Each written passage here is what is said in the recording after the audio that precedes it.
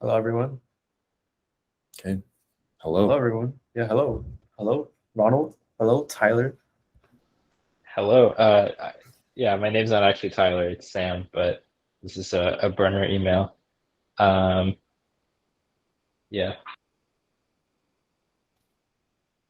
Oh, let's get things So rolling. Yeah, go ahead. yeah, I was just gonna say just to give a little background for the stream setup. Our usual configuration that we used for our previous recording is not available currently. We had some schedule disputes, so we went with Google Meets, and now we're just recording an Wait. impromptu podcast That, session. that What? Huh? What?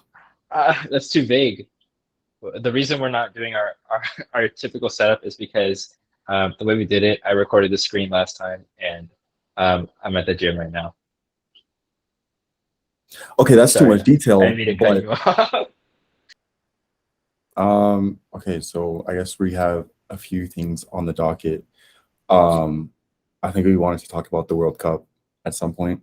It's been a very hot button issue with Team USA taking part in it. I think it's the first time Team USA has been in the World Cup since like 2014 or something absurd like that. So that's cool. What else? What else was there? I already forgot, to be honest. The ML AI technology topic. You're working Oh on yeah, we ML. want to talk a little bit about MLAI, the future of technology and software engineering and things of that nature. Um, what else? What else? Maybe we can talk about the situation with our current campaigns slash grift slash. Yes, Yeah, we can talk about a little that. update there. Yeah, I agree. Mhm. Yeah. So, what do you want to dive in first? World Cup, baby. World Cup, World baby. Cup. Okay. Yeah. So Sports. have y'all been watching the World Cup? Like, what are your takes so far? What teams are you supporting? Who do you want to win? USA. Man, Japan's in there.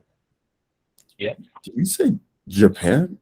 Why Did Japan? you did you not see the was it Japan Germany? No, I heard about this. I know Japan is doing quite well It was from crazy. a historical standpoint, but is it because of the underdogs, or is there another reason that you want Japan to win? What are you insinuating, sir? I'm not insinuating anything. I'm just wondering. Um, they're just underdogs, and I was strictly underdogs. I support that. Who are you Um, supporting? Who are you supporting? I think I have to go with Team uh, USA because I am a passport holder of the United Let's States of go. America. Team That USA. essentially obligates me to support them, even though they're trash. They are? I thought they. Actually, I don't know anything about World Cup, but Hey, I thought I don't know if you they know. had a draw. They had a draw against England. Yeah, they're I definitely think pretty good. I think that says more about England than it does the United States. I'm not even gonna. Like if we faced a very difficult team, we probably would have gotten blown out of the water. I think we just have to see what happens. The next match is against Iran, which is interesting for geopolitical reasons as well as soccer reasons. So wait. Tell Yeah. me, I'm a World Cup noob. I only watched it. My only recollection of like actually watching it was in middle school. So Okay. does it like work like football? Like there's like there's the playoffs and then there's the semifinals and then there's the finals. Yeah, so there's a group stage. Okay. I think there's 6 groups. I don't remember exactly, but there's 4 teams per group, I believe. I actually attended the last World Cup. I saw 5 games in Russia. That was pretty interesting. And then it goes into round of 16, best of 8, best of 4, and then the finals. Oh, okay. I see the brackets. It's like okay. I see the brackets. Also, So quick right, side note: I yeah. think the audio connection is a little wonky on the Tyler Billingsley front. I don't know if we could do anything about that Hey potentially. man, I'm on a treadmill, okay? Okay, fair enough. But yes, yeah. So it is quite interesting. I'm more interested in like the geopolitical sub narratives that are at play here. So like for instance, Iran, their team didn't sing the national anthem. Of course, in Iran there are like massive Oh, that's protests going big. on. Yeah, so essentially the backstory is that there was I think she was a Kurdish woman living in Iran who was killed under very mysterious circumstances after she got taken into custody by the police for improperly wearing her hijab, and then she turned up dead a couple days later, which is extremely suspicious. It was very similar to something that happened in the Texas area as well a few years ago with Sandra Bland, who was this Black woman who went into custody and then died a few years later. But in Iran, this sparked a huge protest. Thousands of people are being locked up. The parliament has to step in, and they're like, judges, don't be afraid to administer harsh punishments. People kind of thought this meant like, oh, all these protests are going to be executed, but it's not that serious. It's still pretty serious. So yeah, the Iran national team opted not to sing in a form of slight protest. I think the English team wore like LGBTQ wristbands or armbands because Qatar obviously is a very conservative nation, and LGBT people can be stoned to death. Still? Okay, maybe not stoned, but they can be in prison for sure. I think that's accurate because it's the same way in Saudi Arabia. Oh, I don't know. Wait, Saudi Arabia still stones the gays? I don't know if it's stoning, but it's definitely execution. I'm pretty sure. It's not fair play there. Let's just put it like that. Let's just say it's a red card. Okay. Being talking about that. Okay. Talking about that. So that the Iran team, like Team Iran, did they get punished for not singing the national anthem? I feel like the government of Iran would definitely like get on their butts for doing that, right? I mean, probably, but they still have matches to play. So I think it'd be worse if they, got punished and weren't able to perform than if they, kept things chill for now. But then when they get back, who knows what happens? Yeah. I feel like this whole World Cup situation is like crazy. I think it's getting more coverage because of the bad things that are happening. Like, I heard some of the officials who did the voting process for where the World Cup should be hosted, like the people who did the voting for that, like some of them were arrested for corruption, right? So I heard that, and it just goes to show like how crazy corrupt, how public corrupt the FIFA organization is. Yet everyone's still saying go sports and focusing on the sports aspect. I think, do you guys think any ramifications will happen to Qatar, to FIFA, after so much coverage of the corruption going on, so much like coverage of the human injusticeness happening in Qatar?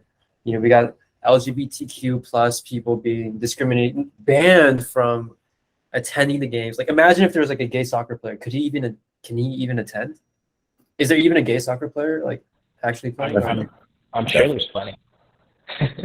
So do they just say they're not playing? I think they just keep it low key. Oh, keep it low key. Keep it pushing, yeah. Yeah, so we have that, and then we have the workers, right? The workers from Nepal, from India, from all over the place, abused. Yeah. So what are y'all thoughts? I was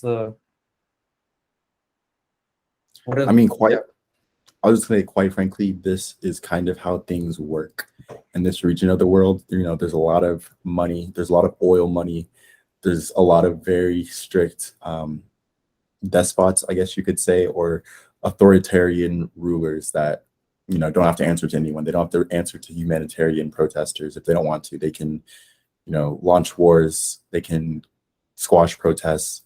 So I don't think anything will come of it, because the FIFA community knew that Qatar would be doing these kind of things, and like they'd have to like import a lot of like almost slave labor. I watched like a couple of reports on the actual like extent of the human rights abuses that have occurred to the laborers. It's a pretty dreary situation where people had to first pay like a few $1,000s, which is for many people coming from Nepal, India, Philippines, that's a lot of money just to apply to work there, essentially. And then once they're there, they're kind of at the complete behest of whatever company hired them. So like if they're not paid on time, there's nothing they can really do. If they're worked over hours, like overtime, there's nothing they can do. If they have to work in 120 degrees or 50 degrees Celsius like working conditions.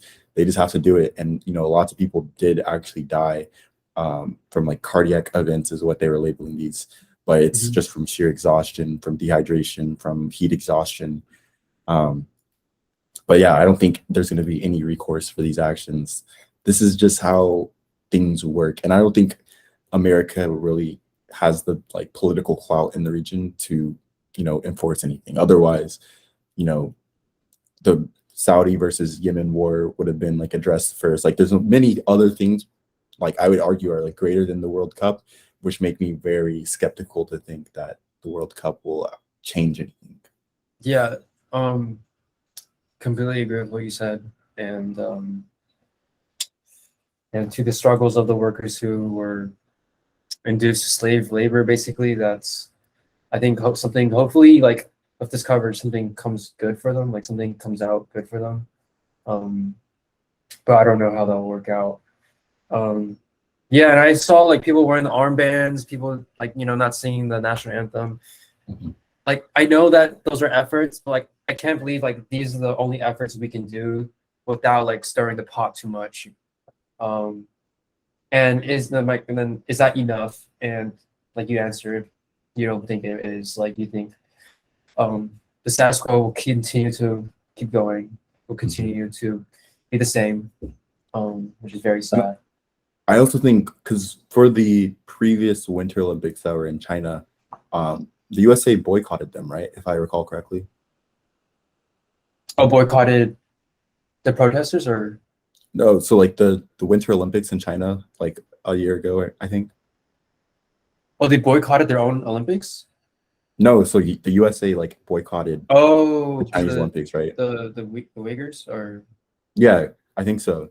So basically, like the players that still wanted to like compete, they formed like an independent team or something like that that was not affiliated with the USA, but it was essentially USA, right? And I think it's interesting that for China, which China is a very hot button and like political issue in America, where it's like a lot of politicians have made their careers by being like hard on China or whatever. But these like similar conditions that are occurring in Qatar, where like entire like group of people, namely like South and Southeast Asians, are being cordoned off, living in like separate like tents communities on the outskirts of the towns, treated completely different, not given any rights. It's a very similar situation to what is going on in Xinjiang, but there wasn't as much of a public outcry from Americans. And I don't know if that's because we want to be friends with the Middle East. We don't see them as like a rival of the same way that we see China. I don't know what the motivation is, but I think it is quite unfair that I'm not saying one is right or the other, like we should have boycotted or we should not have in China or whatever. I'm just saying like these are pretty equivalent situations in my mind, at least. What do y'all think? Are these similar situations or am I missing something? Yeah, I think they're definitely similar situations. And I think if the US boycotted the Winter Olympics, I think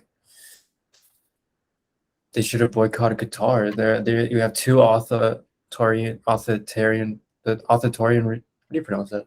Authoritarian. Authoritarian. I can't even pronounce it. Whatever. They had those two types of government powers, being the same basically, and oppressing their people, oppressing minority groups. Yeah, I just think it's a double standard if you just boycott one over the other. I'm surprised. Oh, go ahead.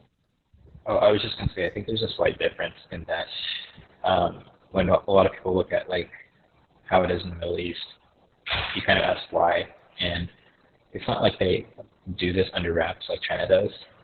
It's like very open, and they have like a lot of laws that arguably should have been changed a long time ago. And the question is like, why aren't they changed, and who is in control of that?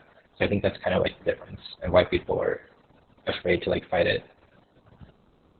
Mm-hmm. I would argue that it's just as difficult to like hear about these things in Qatar. A lot of the reporting that I've seen has been like undercover, and in fact, like of the videos that I've seen, like many of them have been like shut down mid video because there's people going around in like golf carts making sure that no one's like recording the worker conditions, and also like the separate part of the city, like on the outskirts of town where all of the workers are like basically like the slave quarters of Qatar, like of I think Doha.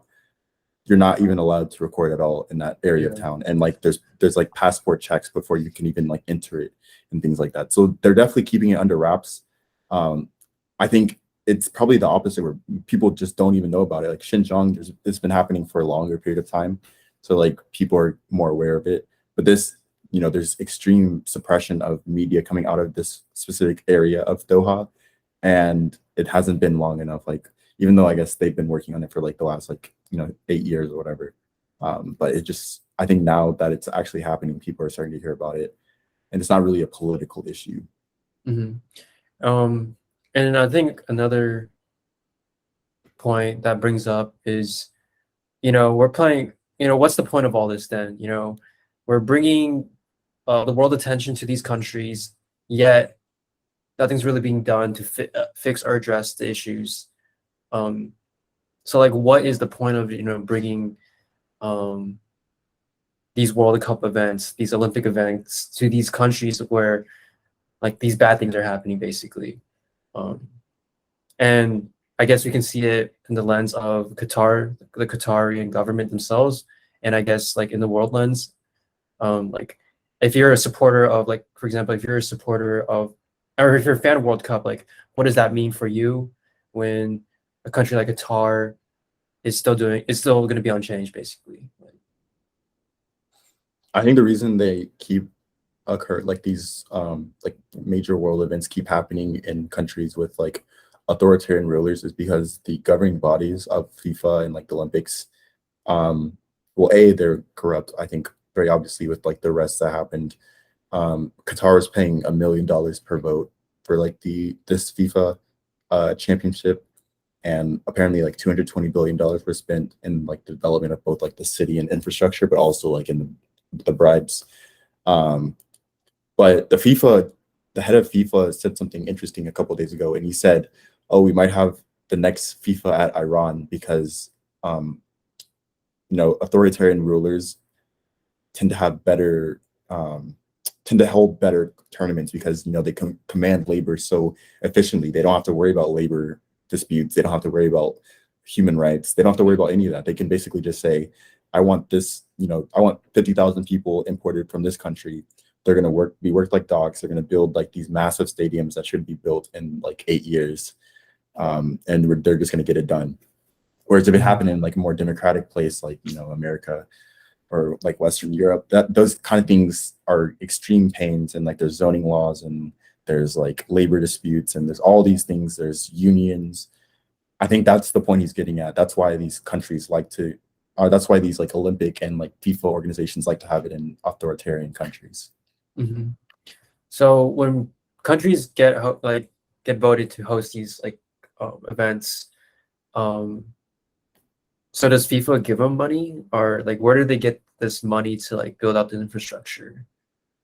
I think they just take it out their pockets mostly. I mean, there is like the revenue that comes in from like people staying in hotels and like things of that nature, transportation, food, like all that. Like there is a huge boom in tourism for whenever they host something like this, but I don't think FIFA directly gives the money. If I'm familiar with how their structure is set up.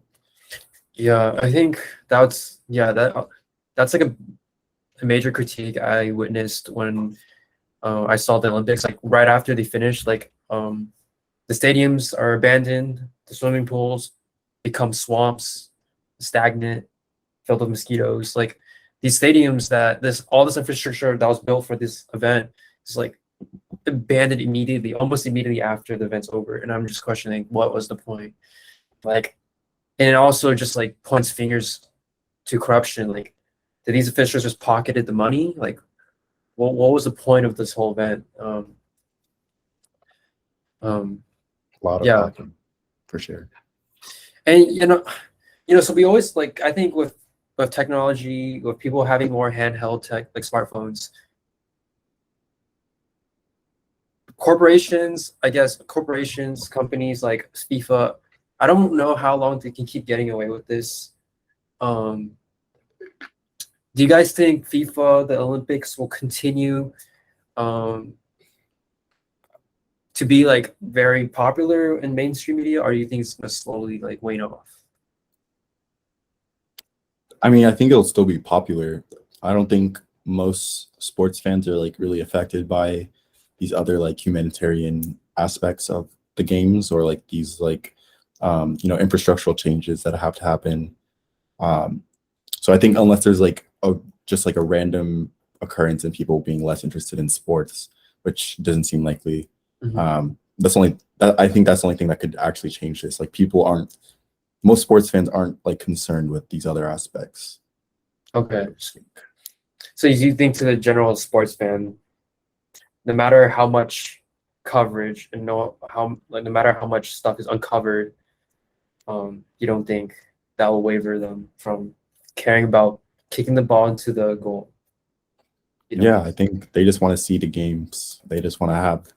And a lot of people don't even care about the sports really. They just care about the festivity of it. Like they just want to like get drunk with their friends and like go to sports bars or whatever. That's just what it is.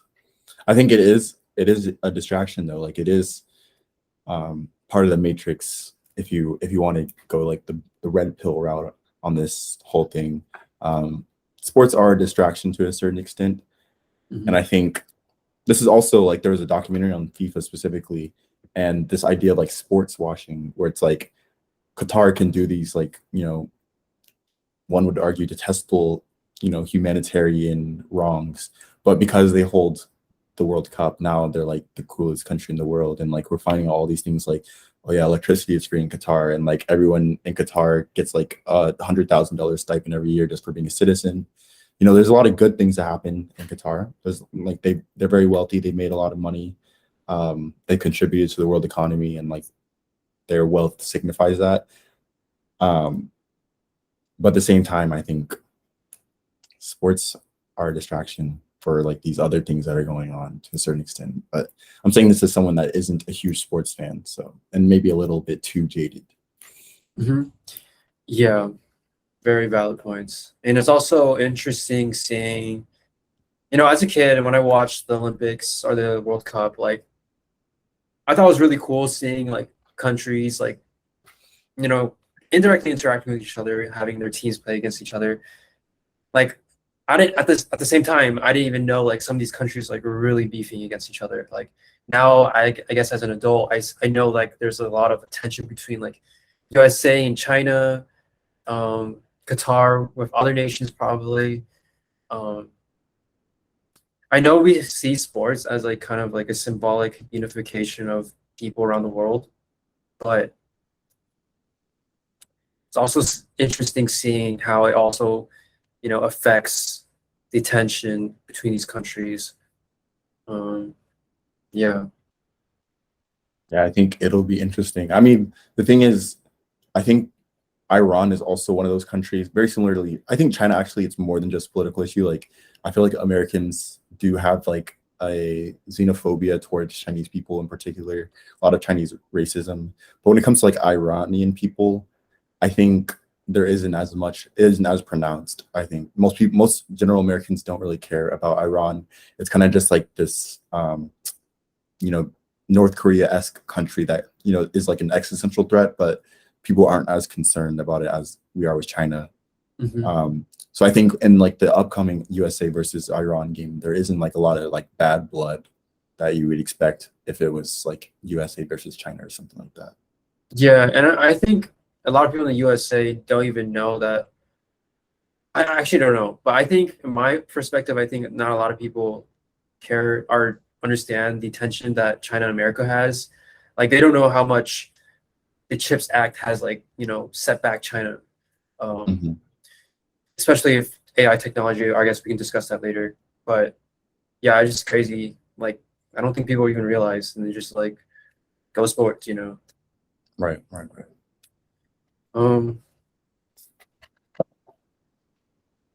Yeah. Oh,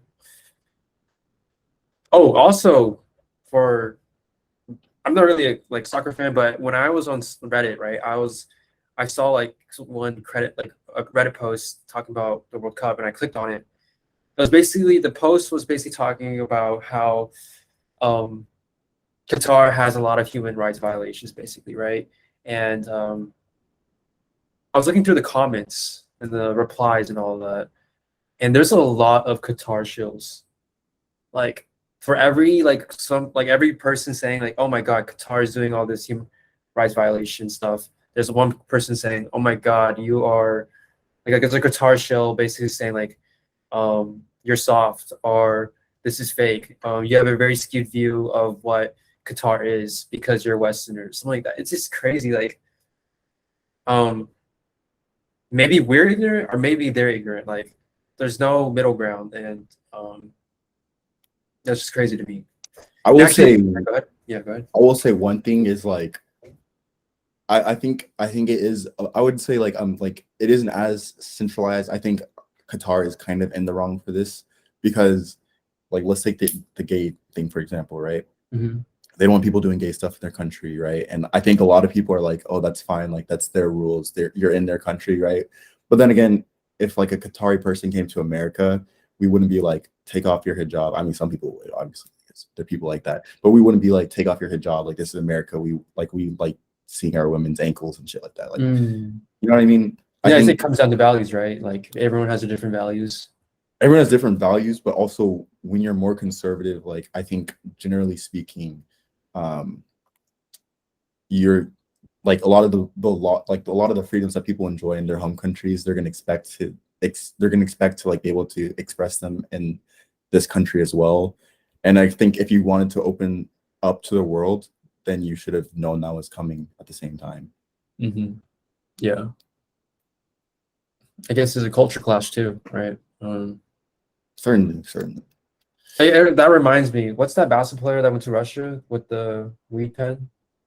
Brittany Griner. Brittany Griner. Yeah, man. Major L. Hopefully she gets I out. heard she was missing. What? Oh, I thought she went Like, to the she's missing? gulag or something. Yeah, I heard she transferred prisons. Yeah, is she really? Bro, Pretty for sure. a weed pen. I haven't heard that she's missing, but maybe. So apparently I did some like snooping around. Apparently, like the owner of our basketball team in Russia, is like a billionaire. But when the war started breaking out, the owner of her basketball team got iced, basically. He got canned by Putin, I'm assuming. So after that, she lost all that protection. So I'm pretty sure like she knows like how draconian the laws are in Russia. Like you can't bring weed there. Like you'll be arrested.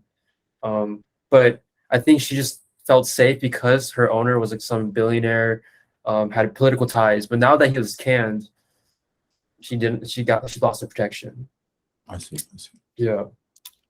I mean, this is like a very acute example of how these major geopolitical shifts can affect your daily life. Like, you can't be moving the same way. Like 2020, this is late. This is Q4 2022. You can't be moving like it's Q3 2021. You know what I'm saying?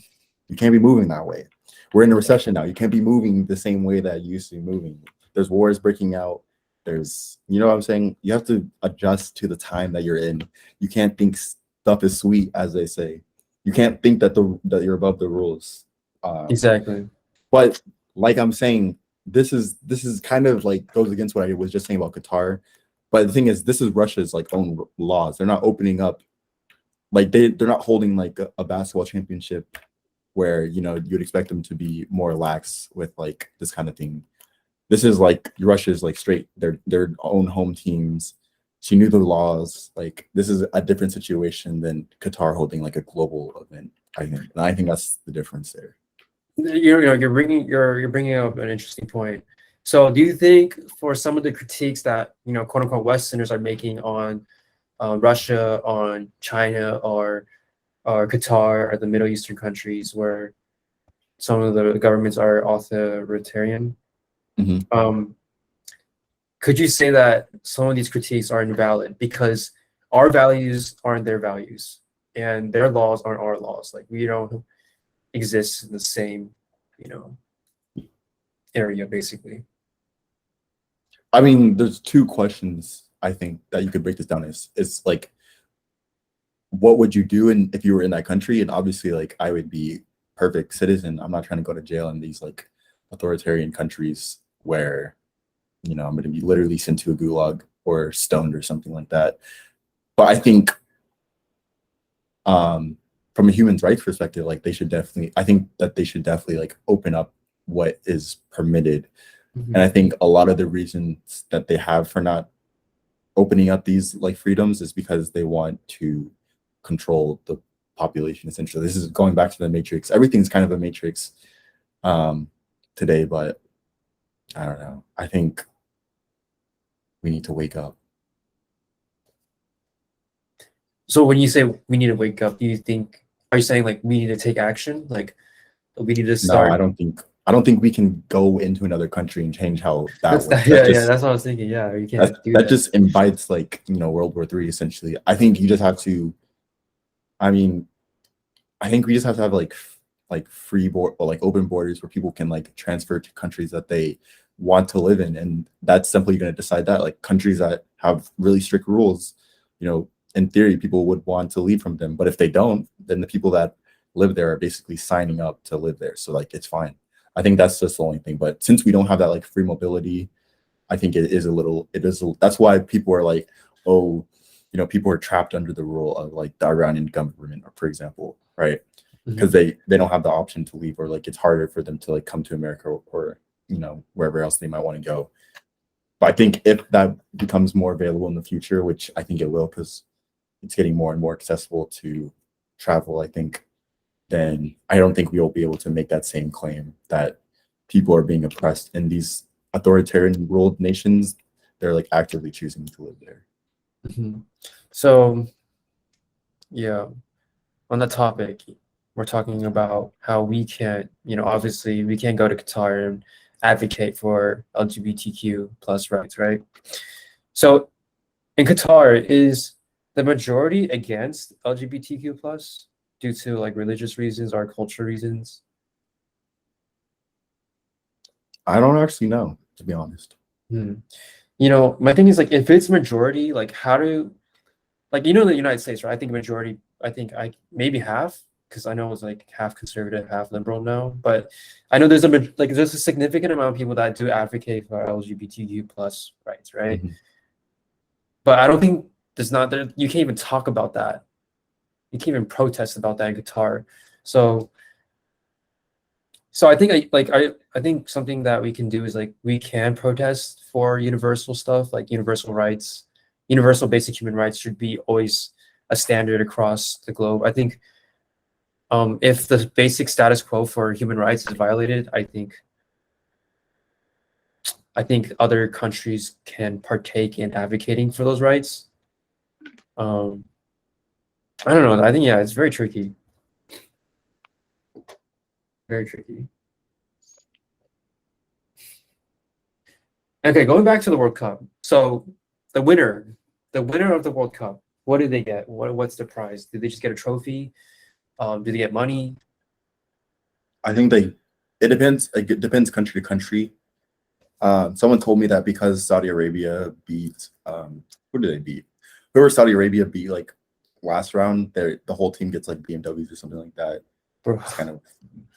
And if they lose, do they? I know if North Korea loses. Wait, didn't North Korea participate in World Cup before? Oh, seriously? Did they? I don't know. Sam, do you know this? Well, I'm just thinking like if they like, I'm just imagining like if they lose, they're probably gonna get executed. Oh my god! I'm just gonna get executed. Shameful display. Shameful display. I think in America they do, and I know for the Olympics, for example, like they do pay out for gold medals, like straight cash. So I assume there's going to be some kind of bonus. Like there's the base pay that they get as U.S. national men's team, and then there's the World Cup bonus for sure. Oh, I don't know if South Korea has competed in FIFA, but they definitely have competed in the Olympics. Oh shoot! Does the Olympics have their own soccer like competition? I know there's like Olympics for basketball. Okay. Yeah, they do. I think. Yeah, I think so. Okay, that's interesting. Has Qatar? It's also interesting. Oh, sorry, go ahead. No, go ahead. I was just gonna say it's interesting how like the U.S. men's team is like dog water, but the U.S. women's team is like the best in the world. as soccer. Mm. I'm like, where does that? Because you think when you think of like the soccer teams, they're like it's like cultural, right? Like Argentina, Brazil, Germany, France, like these countries are good because soccer is a huge part of the culture. But in America, it's not a big part of the culture, which I think explains why the men's team sucks. But why is the women's team good? Like, what is the difference? Wait. The men's team does not suck. Oh, I don't think they- The last time, They're- the last time we were in the World Cup was 2014. Like we haven't been good. We have never won the World Cup. Yeah, but also like I feel like we're looking a lot better than in previous years. I'm just saying, like over the run of history, we've won 0 World Cups, and we're like Yeah, the that's wealthiest nation. Like we really don't have an excuse to have no World Cups. Yeah, they're but fighting also for their think lives. about- They're playing for their lives. Like, Think about so I mean, hot take. I don't think the women's soccer team is that good either. The US? But I don't think What? they are relatively. No, listen, they are relatively, but also women's soccer is not that big relatively. Like compared Bro, to you could say men's about soccer, it's every sport. Wait, what is this take? I'm just saying, like the men's team is pretty good. They're probably a lot better than the women's team. That's what I'm saying. so you're saying the other Yeah, countries are just obviously. Wait, absolutely what? trash. Obviously. Wait, that isn't. No one's ever made a comparison between a men's soccer team and a women's soccer team. Like No, that's I'm common just knowledge. saying. I'm just But I'm saying the saying other I'm teams saying women's are- team is number 1 in women's soccer. The men's team is like trash in men's soccer. We've never won a World I Cup. mean- Women's team has won. Women's team won the last World Cup. I guess if you want to base it off of if we won a World Cup, then your point is fair. But I still think we're pretty good. Like even without a World Well, that's Cup. like the main metric of the World Cup is who's winning the World Cup. Yeah, Like but over Germany like won. over like 90 years. Yeah, Germany won like a few World Cups ago. Wait, so Yeah, wait, they so, lost Sam, in is your point this like, yeah, the U.S. women's team is good, but they're not. You can't wait. He's That's okay. saying that the men's soccer team would beat the women's soccer team, which is like Wait, are you obvious. making No. a direct comparison? No, he's What not. I'm- There's no way. That yeah, Okay, that's literally what he listen, said. Which listen, I mean, like listen, that's like a no What brainer. I'm saying is it doesn't take much to be the best women's team in the world because I don't think that there's a lot of good women's teams. You have to wait. You have to compare apples to apples here. Like if you Yes, were I a know. woman, yeah, if you were a woman, like it would Okay, be hard okay. to win the World Cup. All right, fair enough. I'm not trying to be sexist. I want to make that clear. So I'm like, just- saying, were you making that direct comparison like women's like team like women versus men soccer? I guess I look at it through the lens of like men's soccer. Well, that's just now the sports are organized. That could But- be construed as a very sexist comment.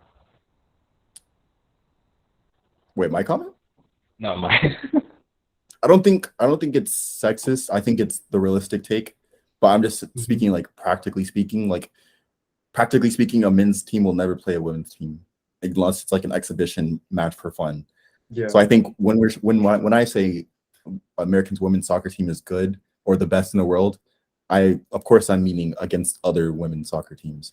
And then when I say the men's team is like the worst, you know, or not the worst, but like they're not good. I'm applying that to the history, like the 90-year history of the World Cup and how we've never won in the men's realm. But yeah, I'm sure the men's U.S. soccer team could beat the best women's soccer team in the world. But anyways, I just wanted to bring up. crazy thought. It is a crazy thought, but I just wanted if someone had like a practical justification for why there's a gender difference there. Do other countries do women participate in sports as much? I feel like in the US, like a lot of girls participate in sports just as much That's a as good men point. do. Yeah. Yeah, I'm not sure. I'm very USA centric. I don't really know a lot about what it's like for girls to play sports in other countries. Yeah, I think that's a good point, actually. I haven't thought about that. But in the US, at least, I think women's sports are like, especially in like the high school, middle school level, like women's sports are just as like propped up by the schools as men's. Maybe not as much, but I think women's definitely like it's not like a small thing to be like a woman athlete or in college at least either. Like we take great pride in our women's teams here in America. and that Yeah. definitely is not the case in other countries. Yeah, like Qatar, is there like a women's team for Qatar? No, Or, like, probably not. Probably not. I would mm, doubt it. I would be very surprised if they had a women's soccer team. Same for like Saudi Arabia. And this is I guess this is the cultural part. Like in their culture, women are more seen as like domestic entities. They don't go to mm, school as often. They don't do sports as much. Whereas in America, it's the exact opposite. Like women are in college. There's more women in college than there are men in college. And hence there's like probably more women in doing sports than are men doing sports. I think there's more female sports as well. If you think about like gymnastics and volleyball and other things like that. But anyways, wait. So women in US, like women, there's more women in college than men. Like, has that always been like this? Like, no, has that it's always been? it's recent. It's recent. It's been like within the last like couple of years. It's not like 53% women, Oh my gosh. something like that. Yeah. Wow. Do you think it's because like now more women are doing it, or is it like more men are just like not going to college? I think for men, it's more like there's the hustle culture now where it's like we don't need to go to college. We can, do trade jobs as well. Whereas women never work trade jobs, generally speaking. Hmm. Like I never heard of like a female carpenter or like a female welder, female like mechanic. I mean, they exist, of course, but in a much smaller proportion than to their male counterparts. And because of that, because there are alternative career paths, a lot of men just don't go to college. Mm-hmm. That makes sense. So like the USA game versus the England game, it was 0-0. As a sports fan, how do you watch that? Like, how do you Yeah, it's watch boring. men like juggle a ball around and not do anything? Nah, stop. Why'd you You know? describe it like that? I'm just saying, like you just see, Nah, it's like crazy. imagine Nah, you sped up the game like 2x speed. You just see balls going back and forth, but not nah, going stop. to the goal. Like, how do you watch that as a sports fan? I can't. I think it's soccer fans will see something there that we're not seeing. Like if you're a real soccer fan, you'll be like, oh, there's like, this attempt that was really good, or like this drive that was really like well organized. But for like the normie fans that are just watching the World Cup because it's like a huge, festival kind of thing, like that is kind of boring, objectively speaking.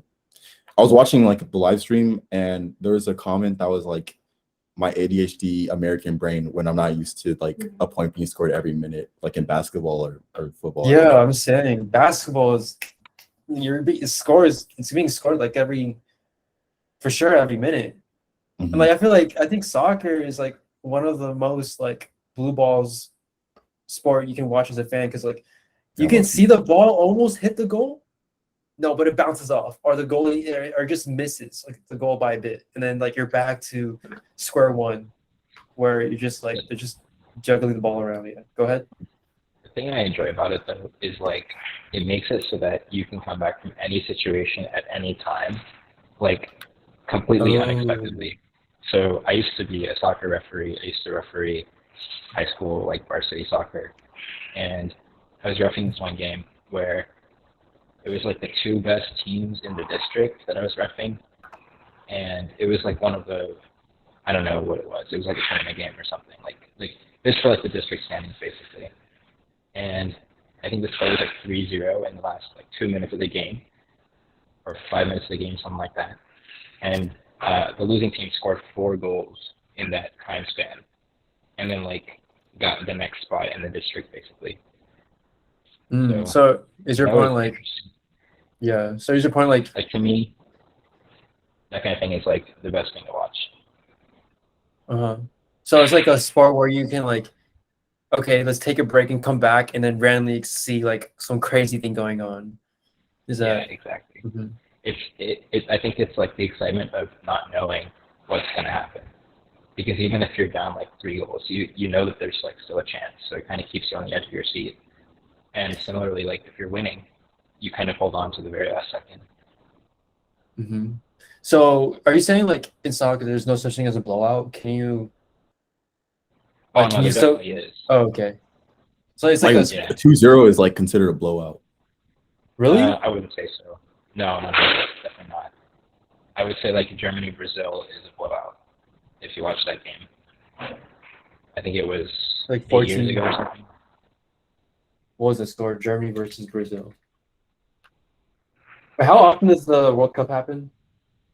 4 years. Huh?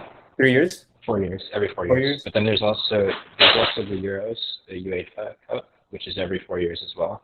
So it's like 2 year intervals for major tournaments. Gosh. That makes me wonder, how like Olympics is like every 4 years, right? Yeah. Like Well, like that there's takes also the winter and summer, so it's like every 2 years. yeah, that's true. So my thinking is like if you're like an Olympic like gymnast, right? And your peak is only like within 10 years. And you can be competing every single year, like 1, 2, 3, 4, 5. Doesn't like the 4 year gap like mess with that potential of how much they can earn, how much they can be in Oh the yeah. spotlight? Yeah. Dang. If you look at like Simone Biles, well, I mean, she's probably still balling, just because like her success was insane. But I think she like dramatically fell off after that. Not saying like she's not a good athlete, but if you look at like kind of what happened last time, I don't think it was Mhm. great for her. And I think a lot of that has to do with the time that passed in between. Yeah. Yeah, that's unfortunate.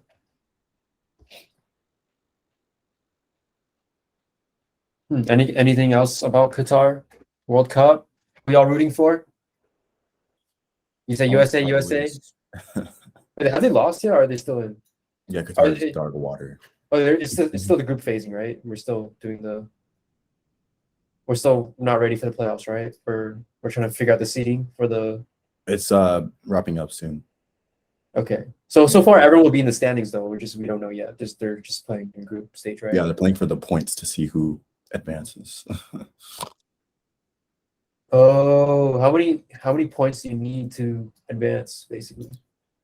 I think it just depends on who in your group has the most. Oh, it's like 1, 2, 3, 4, 5. Like Yeah, only the so you get top ranked number. within your group.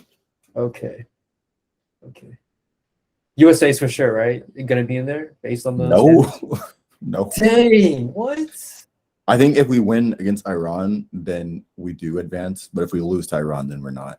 Oh, I see. Okay, I see the standings. Okay, yeah. So England and Iran is I still think in there. US is gonna lose to Iran. Okay.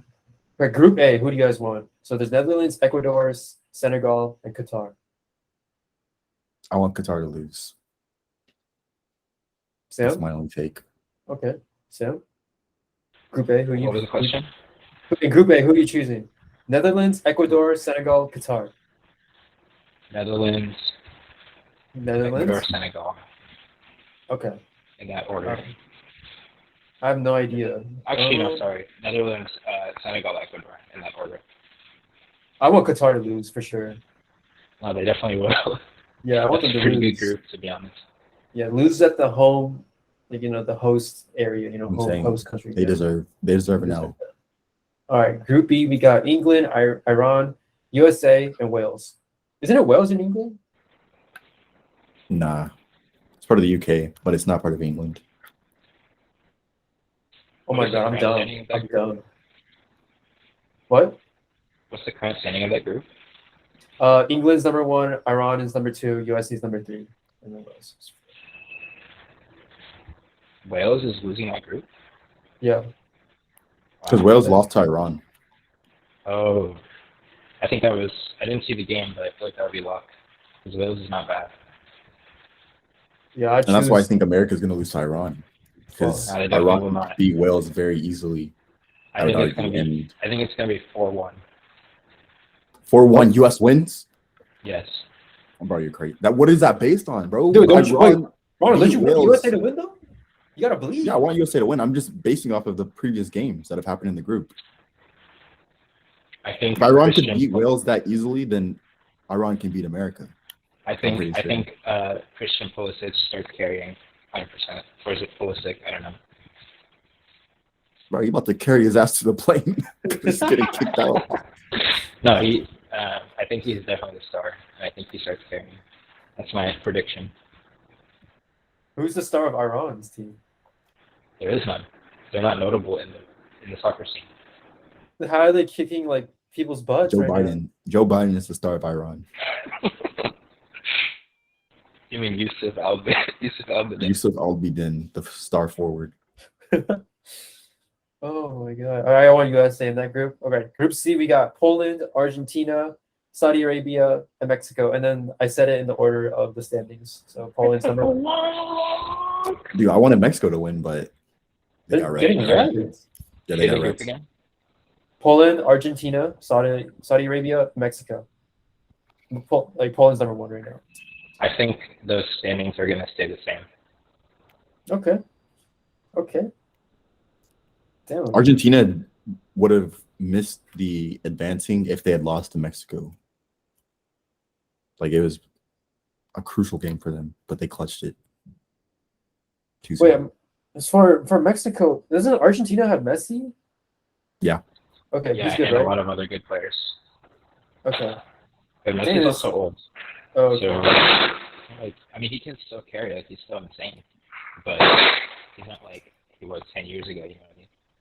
Uh-huh. He scored a goal in the game, but it was pretty mid. I'm not even gonna lie. Yeah. It's like, not impressive. He's not doing the hat tricks. The I saw not a hat trick at all. I saw what was it? The Brazil game. That was some Oh, yeah. that was some goddamn good soccer right there. Did you see the scissor kick? Oh yeah, I saw that shit. Oh, It who's was Richarlison. What's that guy, There was the star player in the Brazil team? Neymar. Neymar, is he yeah. there? Oh yeah, Neymar got butt. Bro, it doesn't look like he's a star anymore, though. It looks like there's plenty of What other is- good players. Neymar did score a goal, but he got like fouled so many times that he was just made like Serbia did a good job of like locking him down. That's all I'll say. Did you see But what they happened did- to him in that Yeah, he got his Germany? his leg bruised or his ankle. Fuck. Did you see what happened to him in that World Cup where they lost to Germany? No. He got hospitalized because they fouled him. Jeez. I mean, So that's what I would do too, low key, like strategically speaking. Oh, you dirty player. You dirty player. I mean, yeah, if it's for the national team, I'm gonna, you know what I'm saying? Yeah. Okay. Wait, I thought Mexico would be like up there. Like I thought, like doesn't like Mexico have like a very good soccer culture? Like don't they? I guess not. Oh, okay. Next, we are Group D: France, Australia, Denmark, Tunisia. I mean, France won the last one, so I'm still rooting for France. Rooting for France. Wait, say the Australia and Tunisia are in the same. Oh wait, no, I was thinking of Tasmania. group- Can you say the group again? Yeah, France, Australia, Denmark, Tunisia. Français. Viva France. There's some pretty good Tunisian players, but I don't know if they come back. So after the World Cup, do the star players in like Tunisia or like Saudi Arabia, do they come back to like America and play like to the like clubs and stuff? No, Yeah, they go back to the they're- clubs. They're international clubs usually. Oh, okay. Like the Japan team, they basically all play in Europe, almost all of them. Or You know a lot about this Japanese team. I'm not gonna lie. No, I I'm mean, not it's gonna lie, bro. What's up with that, What are you talking? bro? Nah, I'm not gonna say nothing. Well, the Wait thing a to his credit, like if there's only like a few notable star players in Japan, like you would know them, right? No, but I'm saying I was wondering like why. What's your fixation with Japan? Like, I get it, they haven't won a World Cup, but neither has America. Like, America's the underdog too in this. No, I mean, I definitely support America too. Like, they're obviously first for me, but if they were to go down, I would want Japan. All right. All right, Group E, we got Sam's favorite group. We got Spain, Japan, Costa Rica, Germany. Germany's number 4. What happened? I thought they were They like. lost to Japan. Yeah, they got wrecked. Oh, you did mention that. Let's go Japan. I'm rooting for Japan in this. Spain has the Swede guy, right? What's his No. name again? Huh? That's No, Portugal. CR7, right? They don't have CR7? No, that's Portugal, bro. Portugal. Racist. I will Wait, say, I actually thought because I thought he had a red jersey. I thought that was Spain. No, it's Portugal. It's red and green. Spain is red and yellow. He Oh my he God. plays for Man United, I think, right now, right? Yeah, he does. Oh, because he's Yeah, from that's the Brazil. He Rangers. speaks Portuguese. Okay. No, Okay. he's from Portugal. He speaks Portuguese. He's from Portugal, bro. Oh my God, I'm tripping. Wait. Okay, I will mention though, when I was watching the FIFA World Cup in Russia, I know someone that's very close to the Spanish team. Like they worked on with the Spanish team, and they said they were just like digging around the whole time, and their egos were like they just didn't care. Based. So their discipline seems to be not all the way there. But they're in first place in this group, though. Yeah, but I'm saying that just speaks to like the big teams that think they're really good, like Germany. I feel like they might be doing the same thing. Oh, got you.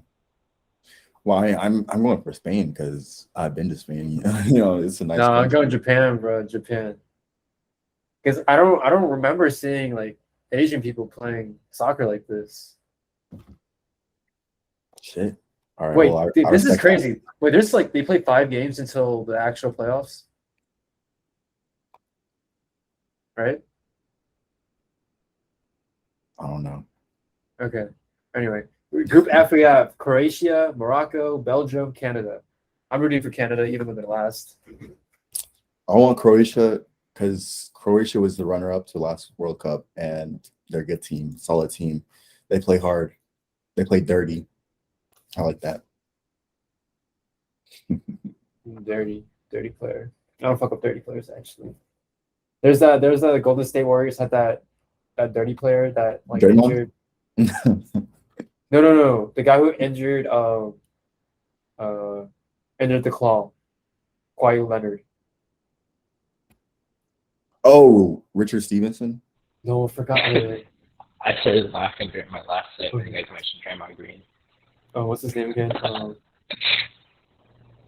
I know who you're talking. Oh, Lance Stevenson. That's his name, I think. No, he's built like a Homo erectus. Zaza. Wait, that's Chris Bosh. Zaza Pachulia? Pachulia, yes, he's dirty.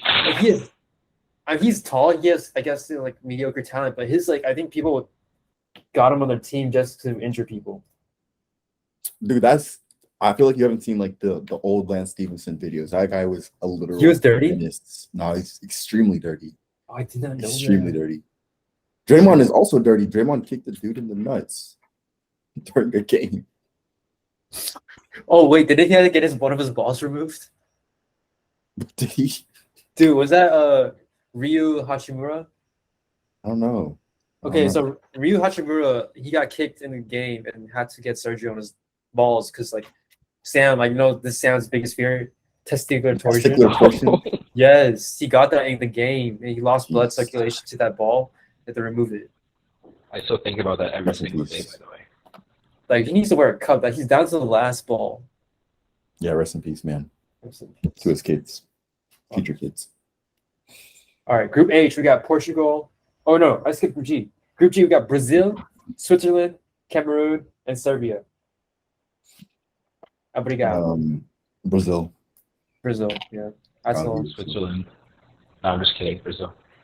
Wait, I will mention for the last group, I saw Croatia when I was in Russia, I think, if I remember correctly. They're a pretty good team. Yeah, they're solid. Yeah, they're number Very one good. in that. Yeah, standard. Our Group H, we got Portugal, that was cringe. Oh, my bad. But South Korea, Portugal, South Korea, Uruguay, Ghana. Portugal. Oh, I know, South Korea. What am I doing? I gotta wrap my Yeah, hands some good players too. Portugal because I was named after Ronaldo after all, so I have to, you know what I'm saying? I have to back my boy. Ronaldo. All right, I will say in the Ghana versus Portugal game, Ghana did quite well, I would say. I was very impressed with their performance against Portugal. So I would say Portugal then Ghana in that group. But none of them are going to beat USA. Yeah, no one's gonna beat USA. Out of all USA is going home. I have no doubt. USA is going crazy. I'll put money on it. Don't do that. I'm course, under investigation for the war dude. crimes I committed in Ghana. Huh? Huh? What? Sam, don't mute yourself. Like, what'd you say? What? What did I'm you under. say? I'm. I said I'm under investigation for the war crimes I committed in Ghana. War crime? Huh? Essentially, I wanted to talk about AI and ML because today there was a course, or I guess it's not technically a course, it's more of just like an educational resource that was made available today through BuildSpace, which is essentially this like um the startup, I think. They're backed by like Y Combinator and A16Z. And essentially they teach coders different skills. So most of the skills that they focus on have been in Web3. And then now they're branching into AI and ML. And the project that I'm working on through this like educational resource is a basically it's using GPT-3, which is an AI that's, you know, you can license like, or you can call the API from OpenAI in order Mhm. to provide it prompts and receive, you know, written text back.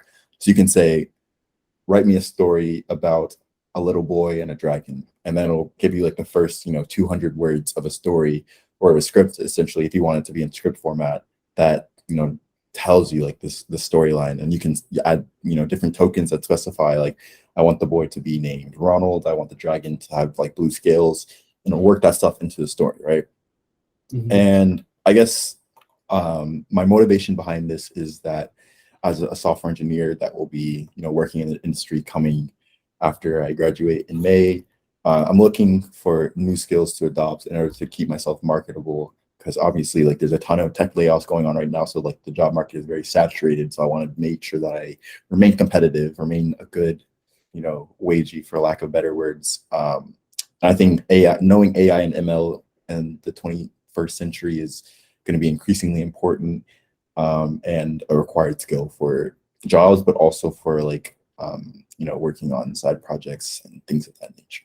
So I guess what are your thoughts on AI and ML? Do you have any interest on this build space project? Things Mhm. of that nature. Yeah, I think AI technology is very powerful, and I'm not even aware. I can't even think of the opportunities and things you can create with AI. Like the obvious things are that come to my mind are like, you know, asking it to do something, do it for me, automating stuff. Like those are the basic stuff, right? But I feel Yep. like there's like a lot more things you can do with AI. And as we uncover those opportunities, I think there's going to be a lot of industry movement in the direction of using AI and machine learning for sure. And also, I didn't know OpenAI was owned by Elon Musk. Wait, it is? Yeah, I did not know that. I didn't know that either. I thought it Um, was owned by Sam Altman. Let me check one more time.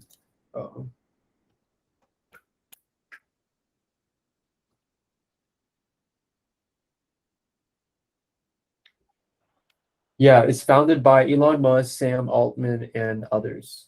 Oh, interesting. Yeah. I So, mean, yeah, that's go all ahead. good.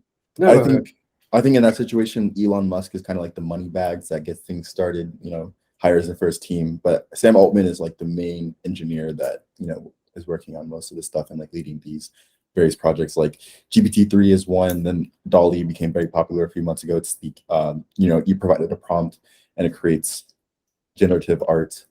Oh, Um, yeah, and there's for also sure. like there's just like tons of projects that they're working on. I 100% agree. Like, I don't think Elon Musk like is actually the brains behind it. I think he's just a facilitator, which is I think a crucial role. Very But important. Yeah. yeah, I Not to think I wasn't trying to diminish, I wasn't trying to diminish it. I no, was no, no, just trying no, to yeah, yeah, yeah. parse out what each of the founders did initially. Yeah, no, I'm not trying to like trying to clarify your thing because like I witnessed in like Twitter and Reddit, a lot of people like to like jab at Elon Musk for like, oh, he doesn't know how to do stuff. Mhm. He's not knowledgeable, but to be fair, he's a very good facilitator. He worked on Yeah. PayPal. He worked on a lot of core technologies that we use to this day. Like Starlink is crazy. OpenAI, a lot of people don't even know about that. I didn't even know about that until like a couple days ago. So yeah, Mhm. um, that also, Twitter. yeah, Twitter. Yeah, he was He owns Twitter now. I feel like he's going to change like the bylaws of Twitter and make himself a founder, like he did at Tesla, low key. Man, if he wants to stroke his ego, go ahead. I don't care. But as long as he like keeps like the core technology, like as long as he improves the technology, I'm okay with it. Also, I've heard that I've heard a lot of things in the last few days. I'm following the Twitter story very closely because honestly, I'm a hater. I want to see it crash and burn. Also, full disclaimer, I'm also working on my own social media site. So like I'm kind of like timing it in a way that if Twitter implodes, then like my social media site, which is Veritas, will become more, more marketable. But anyways, yeah, so I've heard that basically Twitter has a code freeze. No new code has been added to like any of their like production repositories since he took over. So like it's been a few weeks. People are still like quitting, getting laid off, things of that nature. He's trying to like get people back. Apparently there was like that infamous like 12 o'clock at night meeting that he had with like a bunch of engineers where he had like In the whiteboard room? and everything. Yeah, that's cringe. He apparently like a lot of those people got like pipped essentially because they didn't know what was going on. I don't know. It seems like maybe there's like a deeper plan here, but it seems like the platform is gonna implode just in time for Fetcher's house. You know what I'm saying? Yeah, I know what you're saying. But, we're talking about AI and ML. I think what Elon wants to do. Also, I was following this last thing about Twitter. I promise. So basically, there was this guy that got hired by Elon as like an intern or something, and it's kind of like a tongue-in-cheek intern because he like has started multiple startups and he's like obviously like very good at software engineering, I think.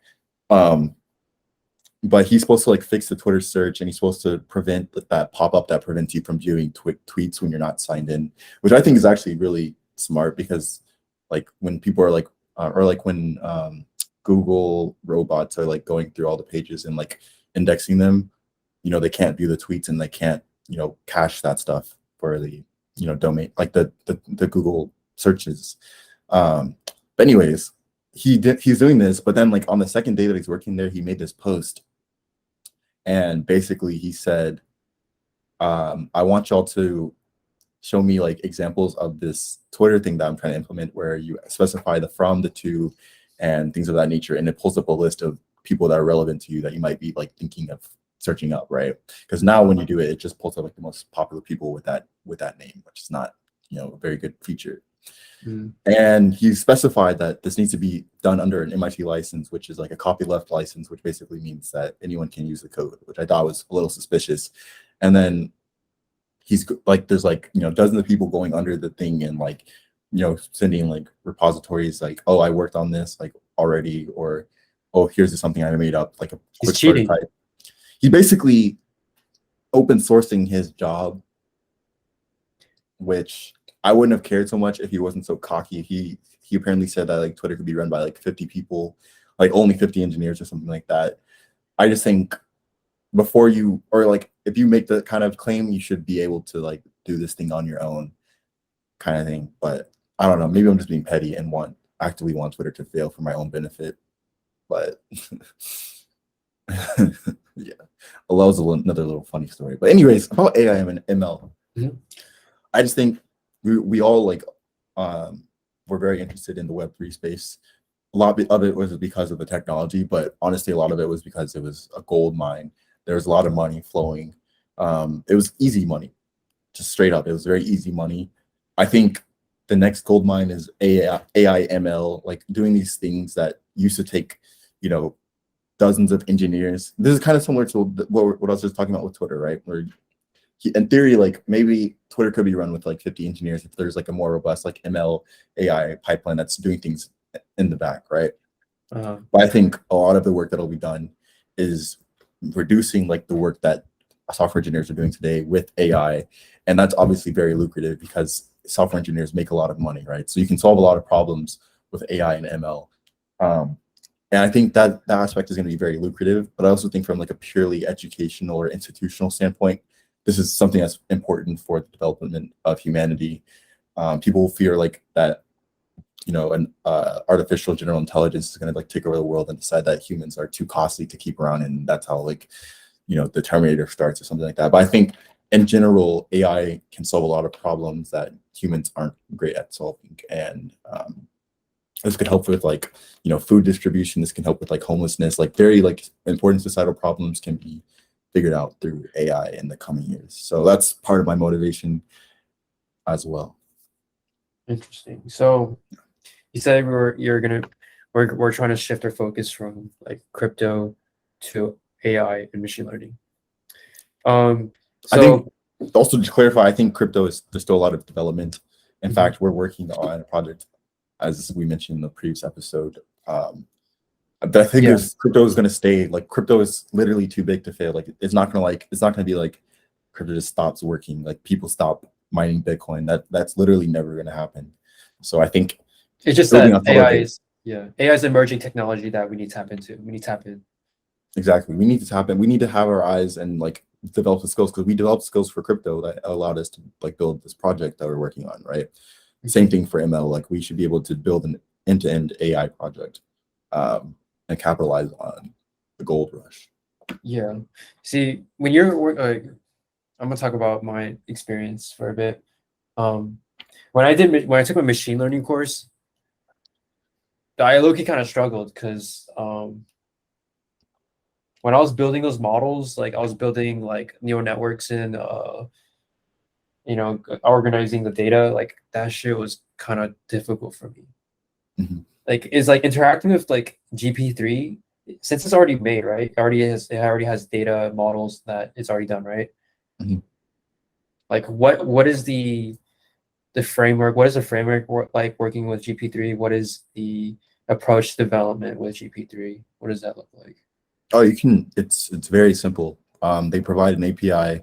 You can do this all in vanilla JavaScript like quite easily. Front end in React, something like that. Server in Express. It's very easy to get started. Yeah, it's very easy to get started with ML like right now. In fact, I think if you go to the OpenAI website, you can just like start like playing around with the playground, and you can enter prompts. I think you make an account and you get $18 worth of credits, which is a lot because each query is probably like a fraction of a cent or something like that. So 18 like lasts a while, right? All right. Type stuff in and get stuff generated right now. It's very easy. You don't have to train your own models. You don't have to like. I think they wouldn't even allow you to get your hands on the data set that they trained their models with, because that's like the intrinsic value. Or actually, I guess it's open sourced. Well, if it's owned by Elon Musk, then how is it open source? I don't know the specifics of like how it's organized, like how much of their code is open source and how much of their data set is open source. But I imagine like data set that they use to train GPT-3 with is extremely valuable and like represents a large proportion. Yeah. I was about to ask like what data they fed to the models, like what data they fed to the model, and basically everything on the internet. Like they just fed it a lot of stuff from the internet. And the thing is, it's not just like, it won't just make things up. Like it can do that very well. Like it'll make a story like I mentioned before, but it's also like, I think one of the prompts I asked it was like, who has more clout, Obama or Tiffany Trump? I don't know where that question came from. But then after that, I was like, okay, who's richer, Obama or Tiffany Trump? And then it said in 2016, Obama's net worth was like 10 million and Tiffany Trump's was like 12 million. So it's like Tiffany Trump is more rich. So it has like actual factual data that I can pull from the internet. And I think it was trained in 2021. So everything that happened before 2021 can, be found within the like the mind of GPT-3. That's crazy. So OpenAI is continuous. Like they're constantly feeding in new data. I believe so, yeah. But we don't know. I mean, they're probably going to train new, like there's going to be GPT-4, GPT-5. Like there's going to be new models that come out. That makes sense. But a lot of like what this project is like doing, it does like because like build space is very like application level. It's not very low level kind of stuff.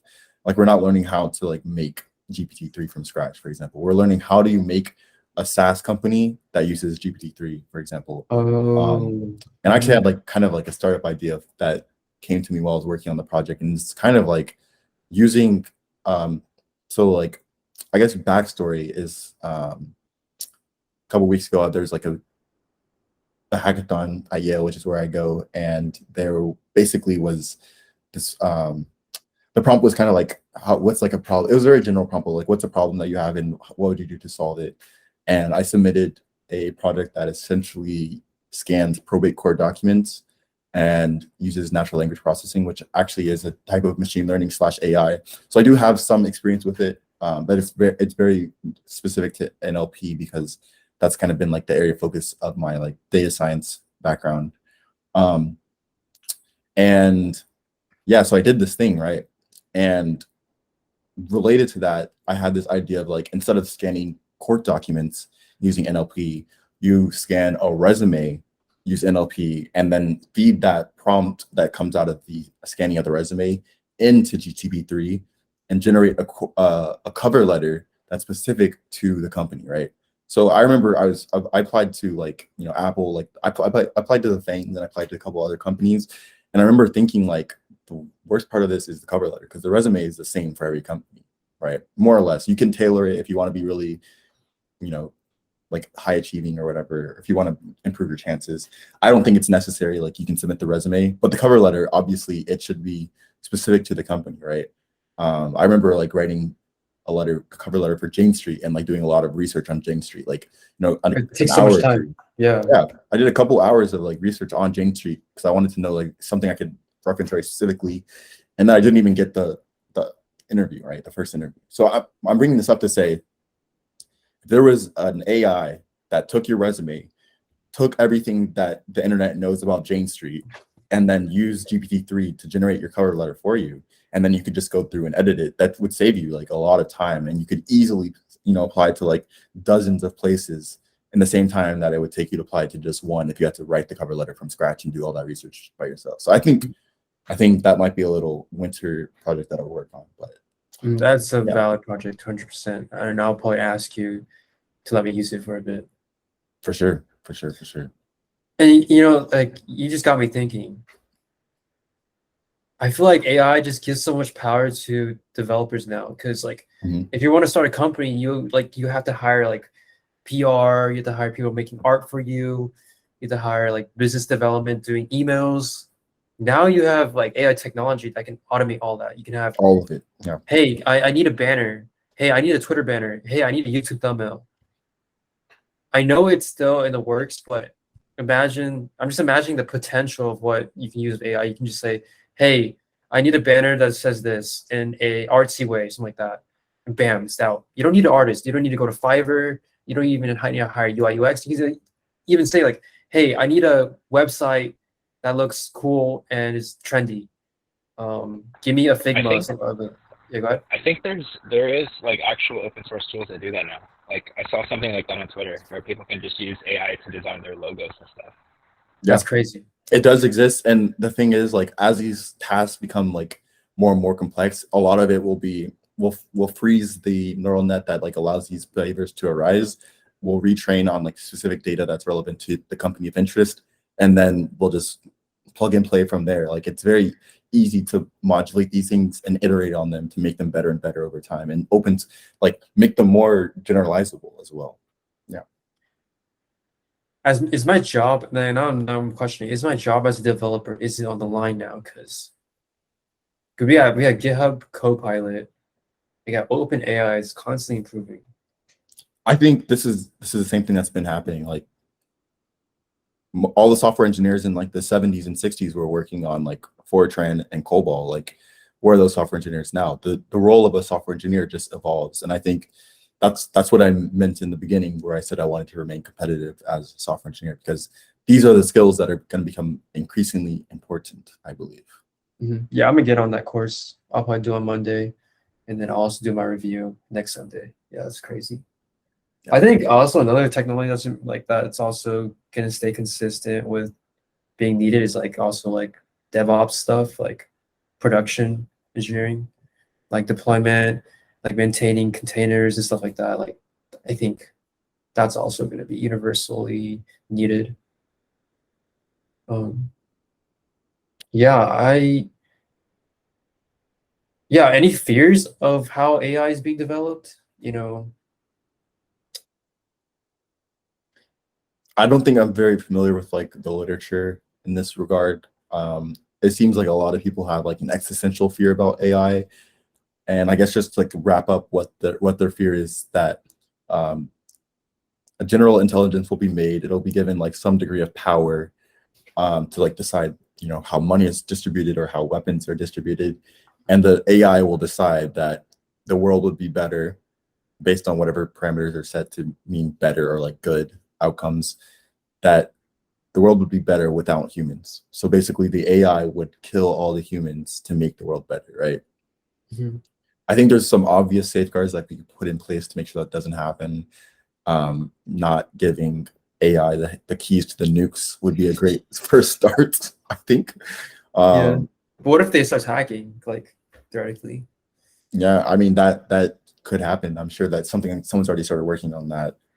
Um, I think there are safeguards that we can implement. There are like human levels of because I think we're still at the point where we can like determine whether or not something is human. So I think as long as that is still the case, we don't have as much to fear. But in terms of software engineer roles, I think, yeah, I think I would be afraid now because things are changing for sure. Very fast.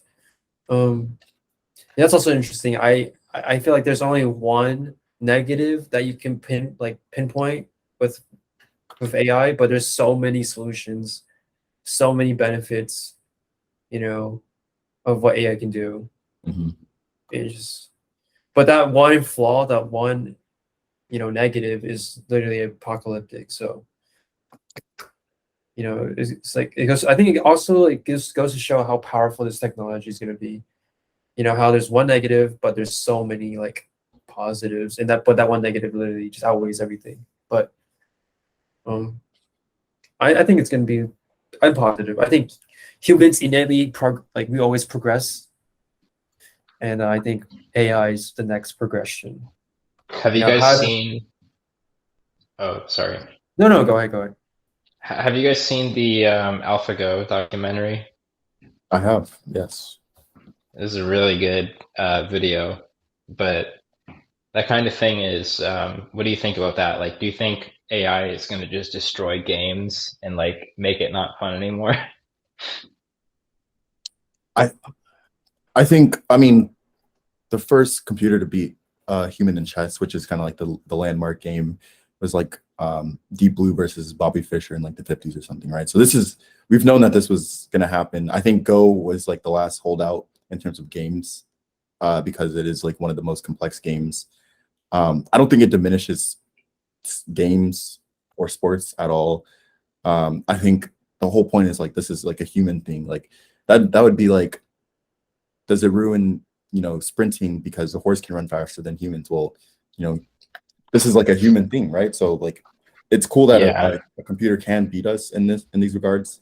And also these games haven't been solved yet. Like there hasn't been like a solution to chess. Like there's no like guaranteed deterministic way to win chess every time, like the same way there is I for like think I tic-tac-toe. think there is. I think there's an optimal way to play. Well, by deterministic, I mean like if you move, your pawn to this position at this point of the game, you'll win 100% of times. Whereas like for tic-tac-toe, like if you just play the corners, whatever, you can win tic-tac-toe every time, or at least draw tic-tac-toe. Where there's no such thing as that for chess. Like there's no universally like guaranteed winning strategy. Yeah, I suppose. Um, well, I would say like if you had, I mean, at least you could guarantee a draw with a really strong computer. I don't know that you could guarantee a win because theoretically, like let's say you're playing against another computer, right? Yeah, How what would you does it be look able like? to? Yeah, can you clarify that a little bit? Oh, Like, like how do you ensure a draw?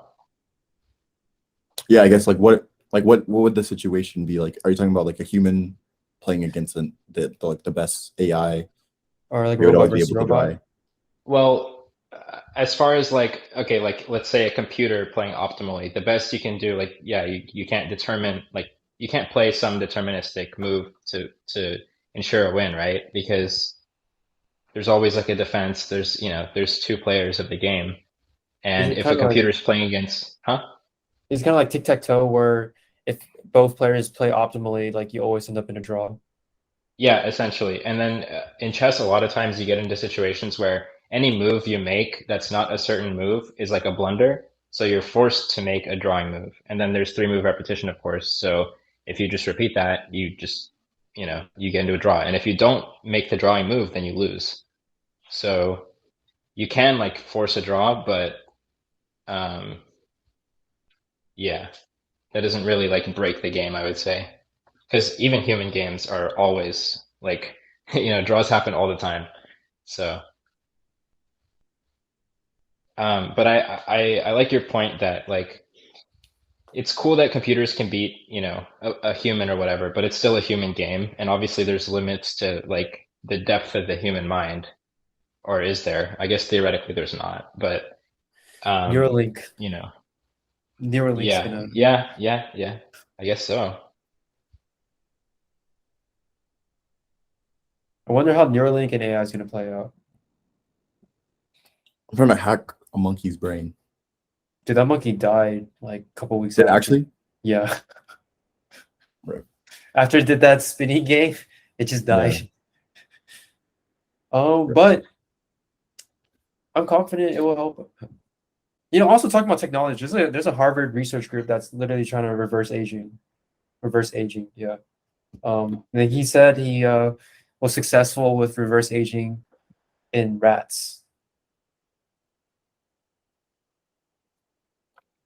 I don't know, just a random aside, but Well, when I hear stuff like that, I am very skeptical because I know like researchers have a tendency to like hype up their stuff.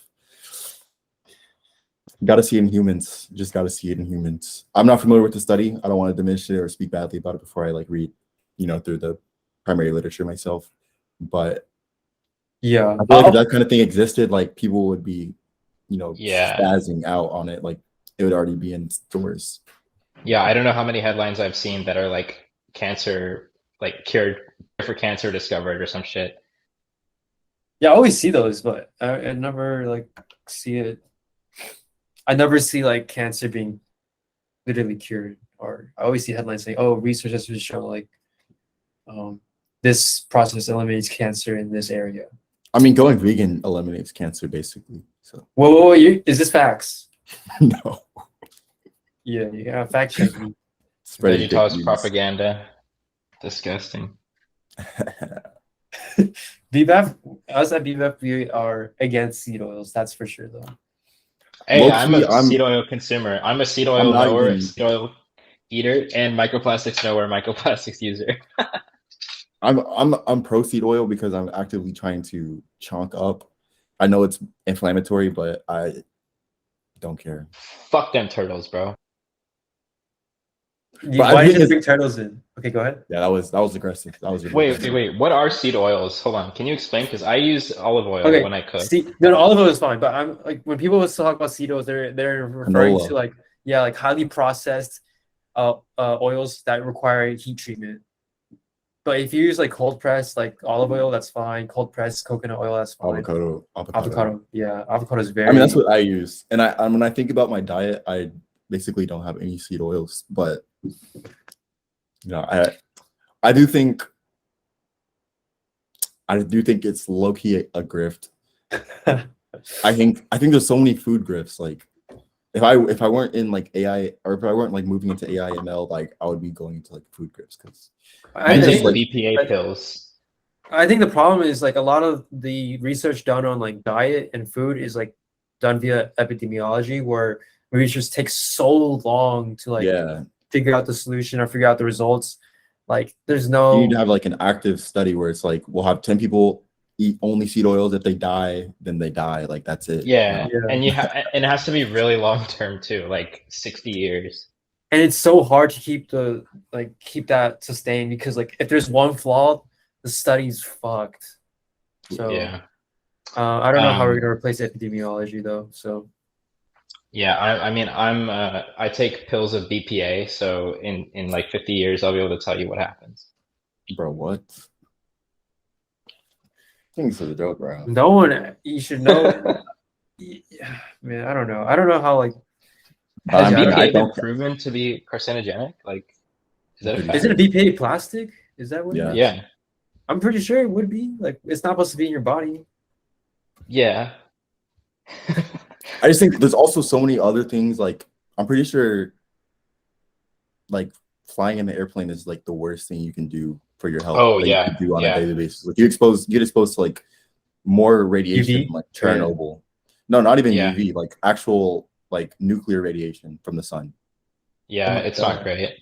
Um, Is that yeah, why I'm gamma like? rays. Is that why like whenever I exit the plane I feel like lightheaded? Is that could that be a thing or no? Nah, probably not. That's probably just like That's that's just probably just me. like the pressure or something. I don't know. That's just But me. like this, but like nuclear radiation is what causes a lot of cancer because it interacts directly with the DNA, which causes, you know, funky stuff to happen, like your cells to die on some occasions. UV can also do that to a lesser extent, but UV is like a lot weaker than gamma radiation, for example. Wait, so okay, so I guess this is my question to you as a molecular biophysicist. Mhm, mhm. Um, this is your field of research, right? This isn't just like auxiliary knowledge. Look at his face. It Wait, is. what? The airplane thing or what? No, no, no. Like I'm just like if I were to ask you like how cancer works, like this is like your field of or like your field of study, basically, right? I mean, I've studied cancer in classes before, but I don't actively do research in cancer biology. I do like microbiology research on Oh, okay, bacteria. gotcha, gotcha. But I'm Okay, pretty. Yeah. Go ahead. oh, sorry, sorry. I was just gonna say like I'm curious. Like I understand the premise, like not the premise, but I understand like how cancer exists, like what it is, right?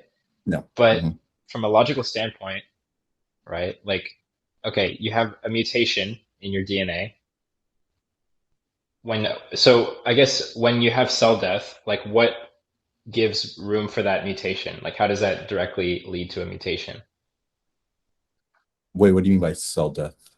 Like, Like is cell death what causes cancer, or like what exactly causes cancer? no, no, no, it's opposite. It's just the Cancer DNA, is right? cancer is a lack of cell death. Like cancer cells basically don't die, and that's why they're Mm, deadly. Um, so what causes the cancer is usually something like, let's take radiation for example.